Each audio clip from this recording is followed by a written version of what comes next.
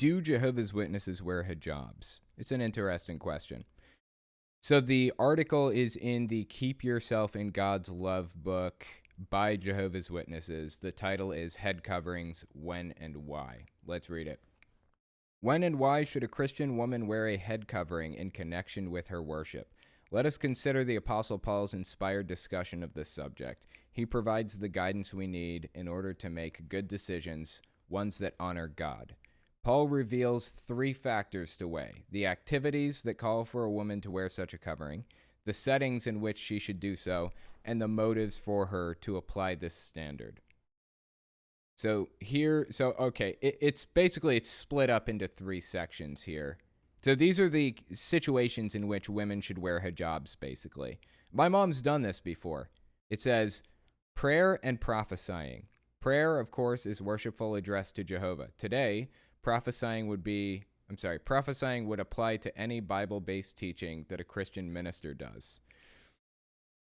That's weird. That's not the definition of prophesying that I knew.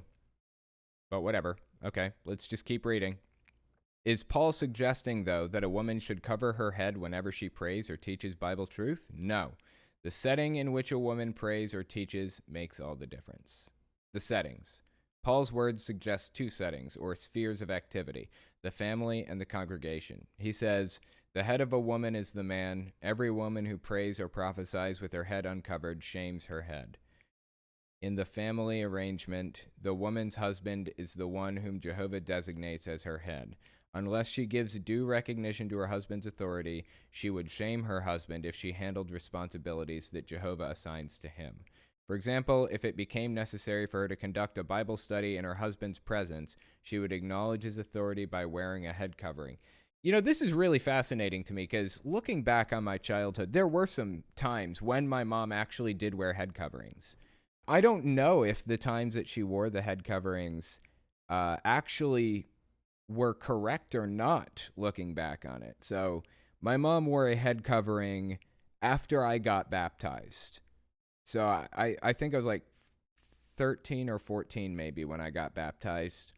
From that moment on, anytime we prayed in the same room, anytime we talked about the Bible or read one of the books or studied or whatever, whether my dad was there or not, my mom wore a head covering in my presence.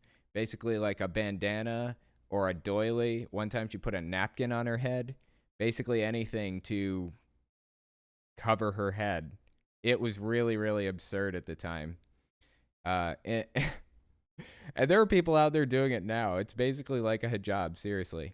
Anyway, so she did it anytime we were like studying, or anytime she was in the room with my dad and anybody else. As long as my dad and my mom were in the same room together and my mom was saying a prayer, she would wear that head covering. It's just super bizarre to me. It's like one of the most bizarre, forgotten, like, practices of Jehovah's Witnesses. Why doesn't anybody ever talk about this? This is like super weird. I don't know any other denomination that does this, really, that wears a whole head covering thing.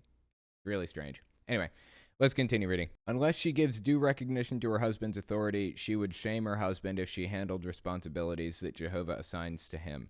For example, if it became necessary for her to conduct a Bible study in her husband's presence, she would acknowledge his authority by wearing a head covering. She would do so whether he's baptized or not, since he is the head of the family. Interesting. Did not know that. Didn't know that if the husband was not baptized, she still had to wear a head covering. If she were to pray or to teach in the presence of her minor baptized son, she would likewise wear a head covering. If she were to pray or to teach in the presence of her minor baptized son, she would likewise wear a head covering. Yeah, that's why she wore a head covering when she studied with me. That explains it. Not because he's the head of the family, but because of the authority granted to the baptized male members of the Christian congregation. So it's basically enforcing that whole women are to be in subjugation to men bit. Again, that trend that continues to come up in every friggin' religion from here to Texas. Or honestly, from here to China. Like, every religion, like especially the Abrahamic religions, Islam and all of the others, are really serious about subjugating women. And there it is, plain as day with Jehovah's Witnesses. Paul mentions a congregation setting, saying, if anyone wants to argue in favor of if anyone wants to argue in favor of some other custom, we have no other, nor do the congregations of God, i.e., STFU, this is how it works, and if you don't like it, then leave, pretty much. In the Christian congregation, headship is given to baptized males. Only males are appointed as elders and ministerial servants with the God-given responsibility to care for the flock of God. Wow.